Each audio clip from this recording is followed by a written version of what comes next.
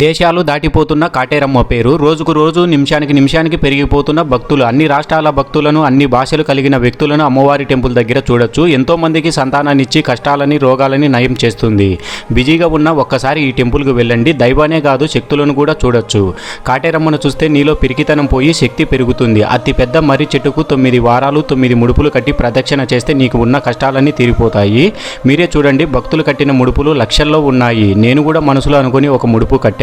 అమ్మవారి విగ్రహం కింద ఒక గోడకు రూపాయి బిళ్ళలు ఎందుకు అతికిస్తున్నారని చూస్తే ఇక్కడ రూపాయి బిళ్ళ ఎలాంటి సపోర్టు లేకుండా హత్తుకుంటే కష్టాలు తీరిపోతాయంట. కింద పడితే కష్టాలు తీరడానికి ఇంకా టైం పడుతుందంట. ఎంతో మంది చెడు చూపు మన మీద పడి దిష్టి తగులుతూ ఉంటుంది. అలాంటి వారికి ఇక్కడ ఒక నిమ్మకాయతో దిష్టి తీసి నిమ్మకాయని మన కాలితో తొక్కి నలిపేస్తే దిష్టి పోతుంది. అంతేకాదు, మద్యానికి బానిసైపోయి కుటుంబాలను నాశనం చేసుకుంటున్న బాధితులకు వీళ్ళిచ్చే ఆయుర్వేదం మందు తాగితే బ్రతికున్నంత వరకు మందు జోలికే వెళ్ళరంట.